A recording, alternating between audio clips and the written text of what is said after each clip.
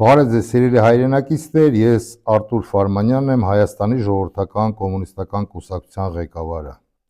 Սիրելի բարեկամներ, այսօր ամսի 26-ն է փետրվարի 2026 թվականի, օրը 5-շաբթի եւ մեր ավանդույթներին համաձայն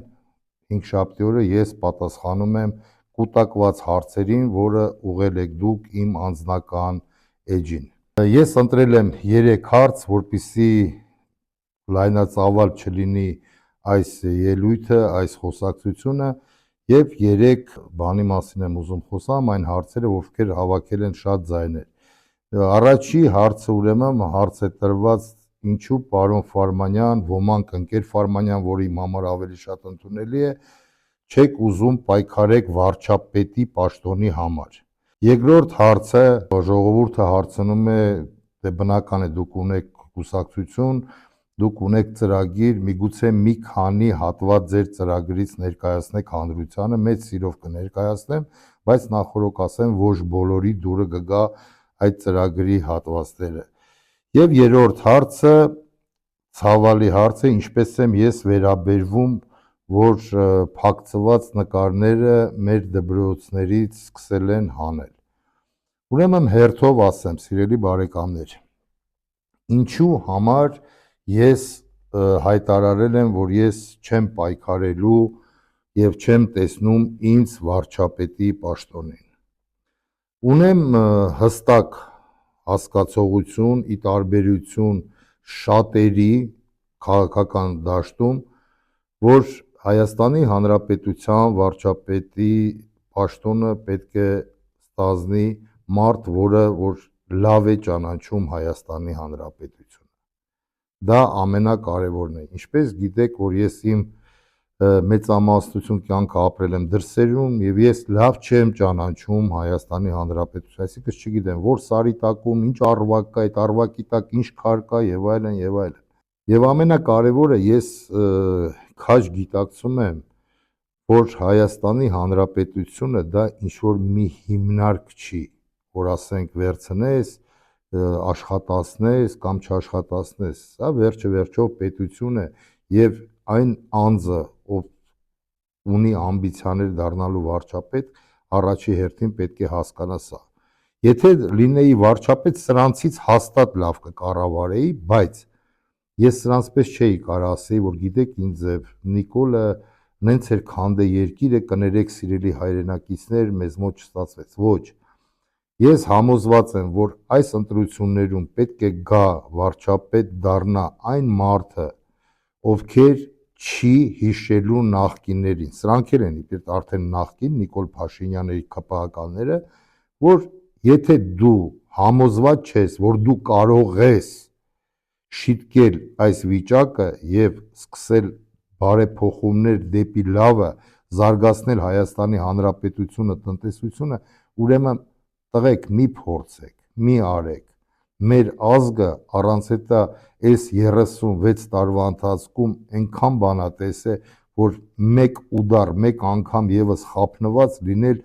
վայել չի մեր ազգին եւ վայել չի հայ մարդուն։ Երկրորդը հանգամանքը ինչը, որ ասենք թե ինձ կանգնեցնում է։ Ժողովուրդ ջան, ուրեմն Հայաստանի Հանրապետության վարչապետը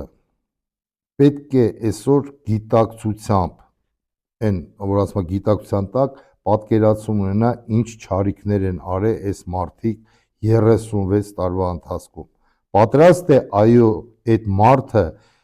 բոլոր այդ բացասական բաները, ինչ որ սրանք արել են, ինքը ուղի։ Կարող է ինքը ուղի, խոսալով չէ, իրեն ապրածով, իրեն կրթությամբ, իրեն հասկանալով իրավիճակը։ Ես օրինակ, ասենք ձեզ ասեմ հետեւյալը, ես տնտեսագետ չեմ, բայց այսօր մեր հանրապետության իմ խորին համոզմունքն է, որ պետությունը Հայաստանի Հանրապետության պետք է լինի ագրարական պետություն, այսինքն անասնաբուծությունը, գյուղատնտեսությունը դա պետք է լինի զարգացած։ Պետք է վերականգնվի գյուղնախարարությունը։ Ես տենց պատկերացնում եմ, բայց ես չգիտեմ ինչպես է այդ ամեն ինչը կատարվում, հասկանում եք, տեղ պետք են մասնագետներ։ Շատերը կարող են ասել, դուք դարձեք վարչապետ, ձեր տեղակալները կամ ինչ, ոչ։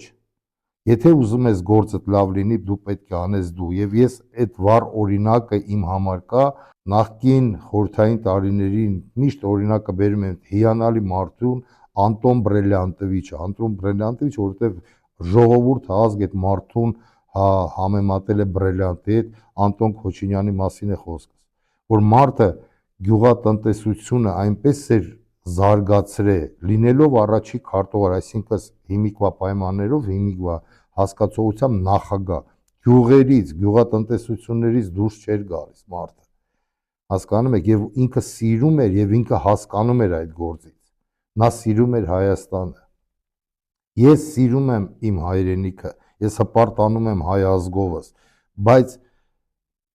այդ իմ սիրելը շատ քիչ է, որպեսզի լինեմ վարչապետ, եւ երրորդը, իմ խորին համոզմունքն է, որ վարչապետի աթոռը պետք է զբաղեցնի կիրթ, շատ կիրթ, չերես-չուր, սահմաններից բարձր կիրթ ազնվորություն, տնտեսագետ եւ երիտասարդ։ Քանի որ կյանքը փոխվել է, կյանքը գնում է առաջ, պետք է այս հիմիկվա կյանքի կրիտերիաներին այդ մարդը համապատասխանի։ Ես համոզված եմ դրանում եւ կարծում եմ, որ մեր ազգի մեջ կգտնվեն այդ ազնիվ երիտասարդ մարդիկ։ Դա ինչ վերաբերվում է վարչապետի պաշտոնին։ Երկրորդ հարցը, որը որ բարձրաձայնեցի, ինչ որ մի բան մեր ծրագրերից։ Իմ պատկերացումը ես ոնց եմ պատկերացնում կառուցումը Հայաստանի Հանրապետության։ Եվ ասենք գալիք հայ ուժերին, հայամետ հայացքներ ունեցող վարչապետին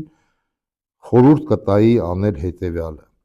առաջինը սահմանադրությունով փոփոխություն անել հետևյալ հոդվածը. ցմահ բանտարկությունը փոխել մահապատիժի հետ, ասում էի, չէ, միգուցե բոլորի դուրը չգա, մահապատիժը լինելու է ինչի համար, բացատրեմ,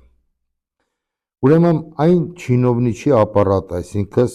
պետ ծառայողները, ովքեր վերցնում են կաշառք, նրանք պետք է դատվեն ազգի դավաճանության հոդվածով եւ գնդակահարվեն, ոչ ավել, ոչ պակաս, ոչ մի 20-25 տարի, պետական գողությունով զբաղվողները պետք է գնդակահարվեն, ցմահ բանտարկություն պետք չի, այդ մարդիկ եթե քանդում են սեփական պետությունը, դրանց դզելը անհնարին բան է, կրթությունը, բժշկությունը եւ զինվորականներին հավասարցնել նույն ստատուսի տակ եւ տրամադրել բարձր աշխատավարձ, որտեղ ես խորհուրդ կտամ եւ կասեմ, որտեղից այդ միջոցները հայթայթ են։ Երրորդը, հիմա սարսափելին եմ ասում, պետականացնել բոլոր այն հիմնարկները, ինչը եղել են խորհրդային միության ժամանակ, պետականացնել Վիոլա ջուրը, կոնյակի գործարանը, հոսանքները եւ այլն, անչափ շատ են։ Այն գործարանները, ովքեր որ առել են եւ նրանք ովքեր որ վաճառել են, նույնապես պետականացվում են, իսկ եթե իրանք տեղը, այդ գործարանի տեղը սարքել են ինչ որ մի իրանց համար բիզնես ցենտր, խանութ եւ այլն, ուրեմն պարտավորացնել տվյալ ազնվորությանը, որպիսի նույն ձևի գործարան տարածքը պետություն իրեն հատկացնի, նա կառուցի, եթե ոչ, ուրեմն քանդվում է այդ իրեն սարքածը, տեղը նույնապես ինքը կկառուցի, հələ տենան ոնց չեն կառուցել, ամբողջը պետք է լինի պետական, Հայաստանի Հանրապետությունում մանապոլյան պետք է լինի պետության ձեռը, որ ինչ որ մի օլիգարխ չգա թելադրի գին խաղացնի, էսյան է։ Եվ ասեմ ձեզ ինչի համար եմ այդ ամենը ասում, վերջի 2-3 ամսվա մեջ տեսել եմ 3 դեպք, որը շատ ազդել է ինձ վրա։ Առաջի դեպքը, որ մի 70-ամյա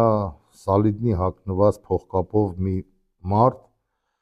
մտավ բանջարեղենի խանութ եւ գնեց ընդամենը 1 պամիդոր։ Ժողովուրդ ջան,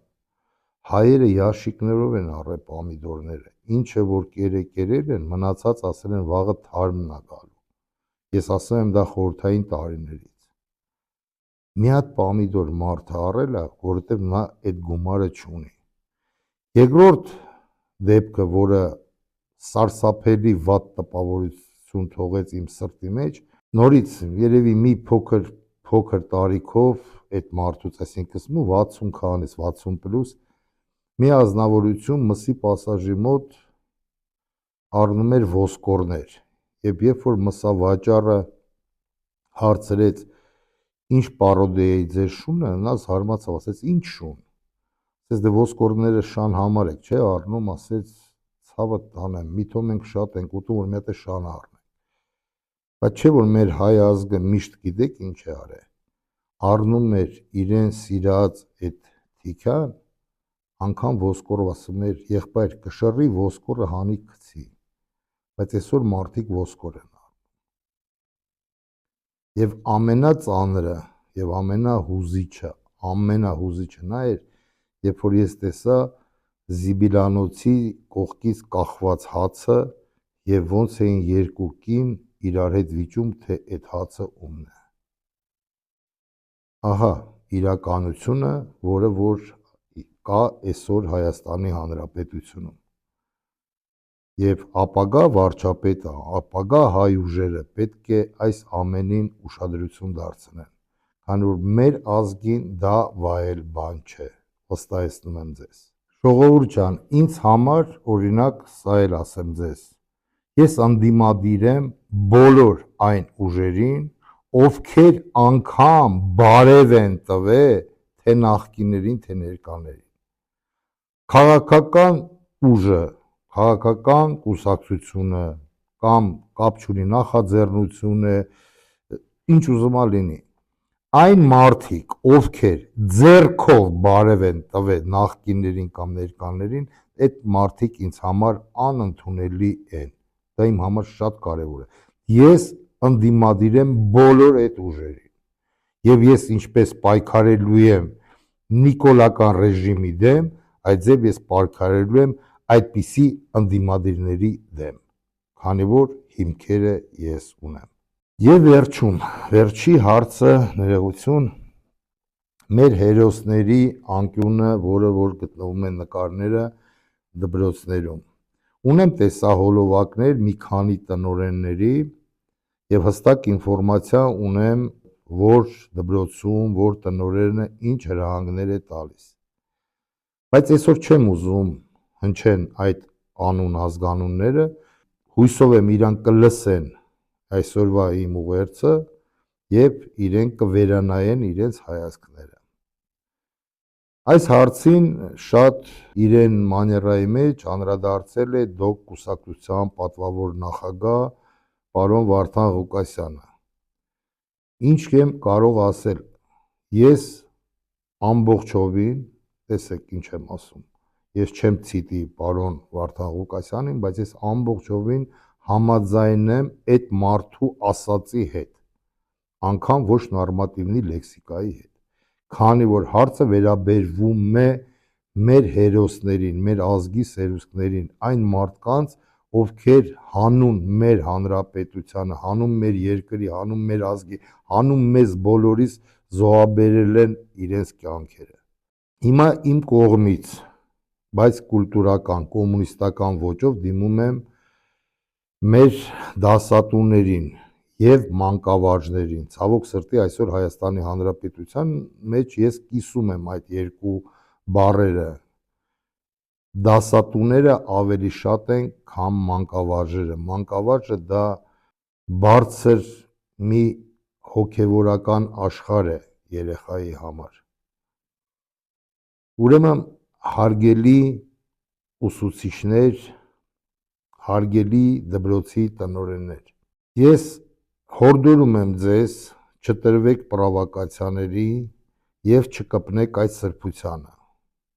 Մի տնօրեն ասում է պատը պուճուր է, պատը պուճուր չի։ Ձեր հայացքներն են նեղ, պարոն տնօրեն։ Դա մեկ։ Երկրորդը,